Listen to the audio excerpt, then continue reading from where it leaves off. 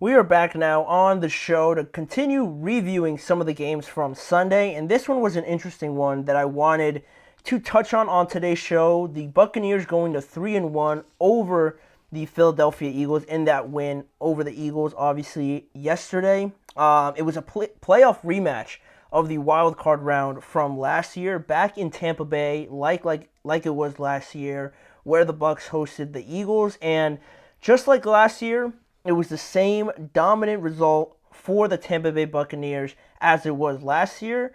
And I think that statement in itself, how almost a year later, a little less than that, new season later, the Eagles find themselves in this situation at Tampa Bay. Obviously, not a playoff scenario, but to have the same result, I think that speaks volumes a lot about the Eagles after a whole offseason of trying to change everything to come and play this team again and just again fold like you did.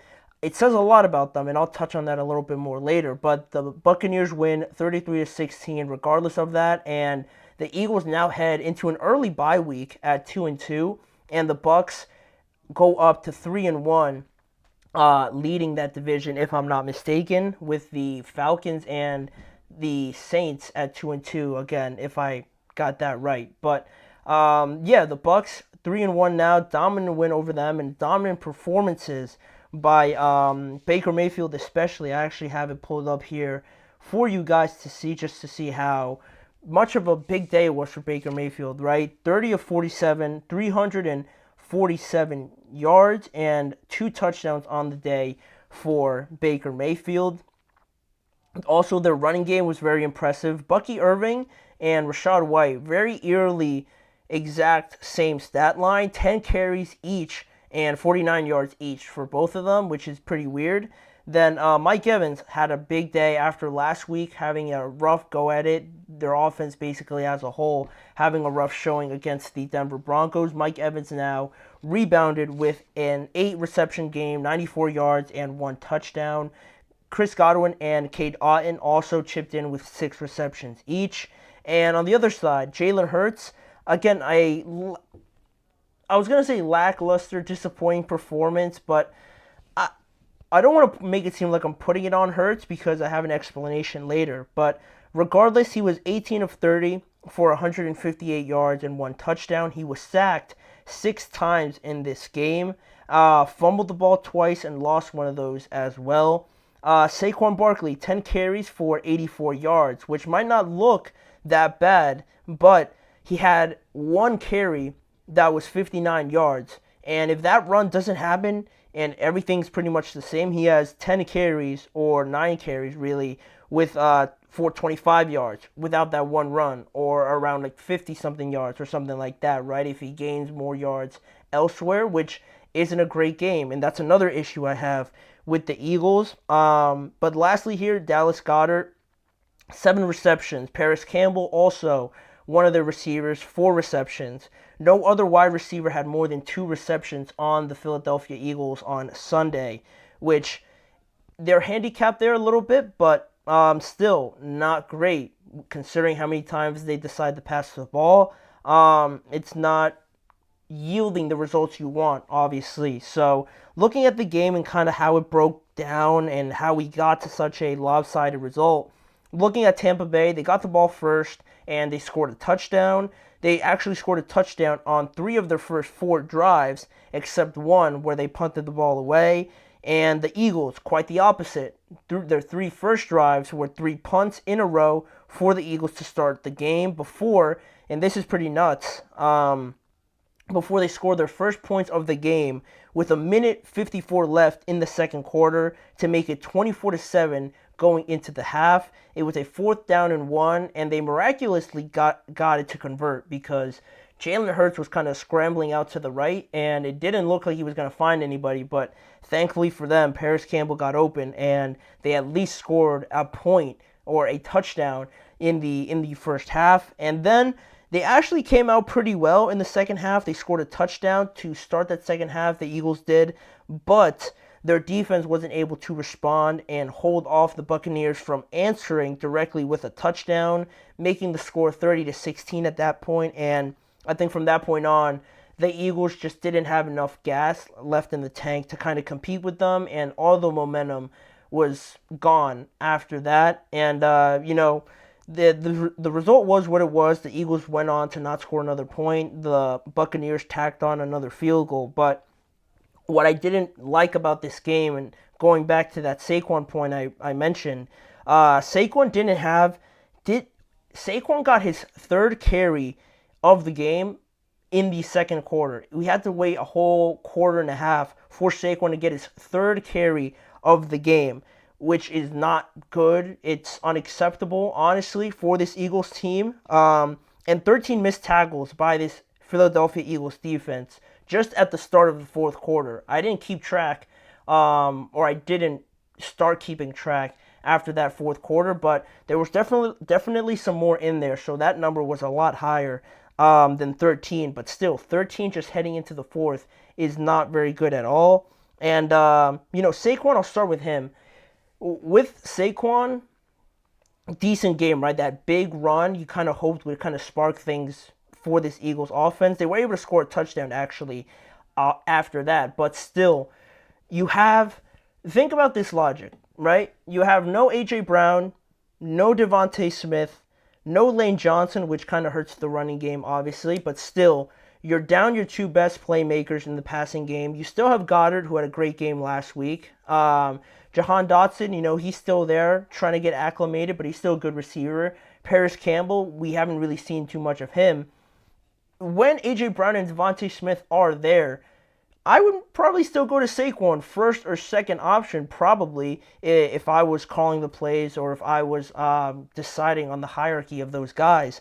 For this game, for you guys, for the Eagles, to not have AJ, to not have Devontae Smith, and to still come out passing pretty heavily right away, and not use Saquon, who on a healthy roster is probably your second best, if not your best playmaker based on just talent-wise, to not give him his third carry until until the second quarter makes no sense to me at all. It's almost like this offense is backwards, and I don't know if that's on Sirianni, because I've seen people just put a lot of heat on him, obviously, and or if it's on Kellen Moore. It seems like they try to pass to set up the run instead of running the ball to set up the pass. It feels like it's almost backwards. And Lane Johnson, I know he didn't play, but still, this offensive line is decent enough to get something going in the running game. And I'll get to Jalen and how it kind of connects to him in a little bit. But on the other side of the ball, 6 sacks to Philadelphia's 2 sacks on Baker Mayfield stands out because it leads you to both quarterbacks, and this is where I'll introduce Jalen a little bit. Jalen was under duress the entire game, especially without his 2 top wide receivers, like I mentioned. So Tampa Bay blitzed him a lot in this game. They got home 6 times, and for Philadelphia on the other side, they were just too passive. They were just too content with dropping 7 back and trying to over-defend Tampa's wide receivers, which are great, but you gotta send some more people. If you're not getting home with 4 for the first or second quarter, I don't know when they sacked Baker, but if you're not getting home, you gotta bring some more, because Baker looked too comfortable back there. I know it's Tampa, it's Florida, everyone's having a good time down there, and it's hard to be uncomfortable in Florida, but you kind of make Baker sweat a little bit, or try to make him get off of his spot and stuff like that. He looked way too comfortable back there, just picking apart their zones and finding Mike Evans, being very content with taking the short receptions and just picking them apart like that. If rushing with 4 isn't working, I don't know why you wouldn't send more. The one time I did see them blitz, they got a sack with Brandon Graham. So to not do that more often, I really didn't understand. And with only sending 4 also, one of your guys in the middle, Jalen Carter or Jordan Davis, is going to get doubled. And not only are they getting doubled, and it's hard for them to obviously shed the block, but they're getting a lot more tired trying to beat 2 guys rather than 1. So if you're not getting any pressure, your front 4 guys are getting tired, and you still are reluctant to send another guy, you're making it even more inefficient at that point with holding 7 back, because your front guys are tired, no one's getting any pressure, and someone's eventually going to get open. No one gets covered for that long and doesn't get open, eventually the coverage breaks down. So it's like you're not helping either side of it at that point in time. And I mentioned how the Eagles need to run the ball more because it affects Jalen Hurts. And people will get on Jalen from turning the ball over, and Jalen definitely needs to play better. But I don't understand why, if you see him struggling with the turnovers, you're still very adamant about passing early and often, especially in this game, to pass very early and not give Saquon. I would have given Saquon 3 carries in the first drive probably. Not to give him any carries like that until the second quarter.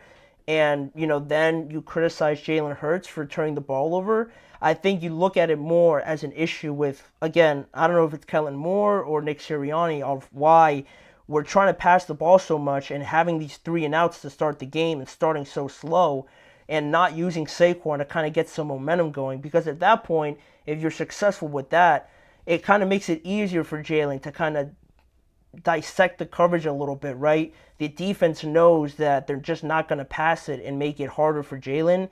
And I feel like the Eagles could help him out a little bit more in that regard rather than just calling up these pass plays and having him pass a lot more often than using Saquon in the backfield. But that was one of my biggest pet peeves with this. And to me, I don't know if it's just me, but when you're getting dominated in the run game, or your team is getting dominated in the run game, trying to defend it, that is, I feel like that's frustrating, right? But I feel like when you're getting picked apart and you're getting no pass rush and that's all the Bucs are doing, that would irk me a lot more. Because if the defense isn't getting there and Baker's just sitting there like it's a practice or something and just dinking and dunking to everybody, that's even worse, I believe, in that case, if I had to choose one or the other. And it's just weird because going into the Saints game, going back to that game, and this is the last thing I'll say about it, is that going back to the Saints game, right?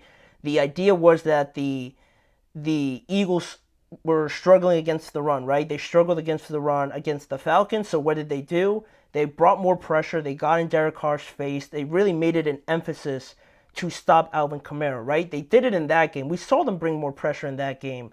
And now this time, where it seems even more evident that you need to bring pressure, and against the Bucs, there wasn't too much of a run game anyway. Rachaad White and Bucky Irving only had 49 yards apiece, 100 yards, give it. It's not like they were gashing you or anything like that. Baker threw the ball almost 50 times. You weren't really struggling in the run game in this one, and you still struggled overall, right? The main problem was that you struggled in the run. The Bucs didn't run the ball, and you still looked just as bad on defense as you did a couple weeks ago against the Falcons. So it's starting to feel like it's more coaching scheme-wise and things outside of just playing football. And of course it hurts not having, no pun intended, by the way, it hurts not having AJ and Devontae Smith, right? But I feel like there's still a lot of good pieces on this team, right? Jalen Carter, to not mention him at all, is a problem. Jordan Davis as well. Their free agent signing, Bryce Huff, I think he's only recorded at 1 tackle throughout the first 4 games, which is insane. They have CJ Gardner-Johnson, who's decent. Darius Slay's great.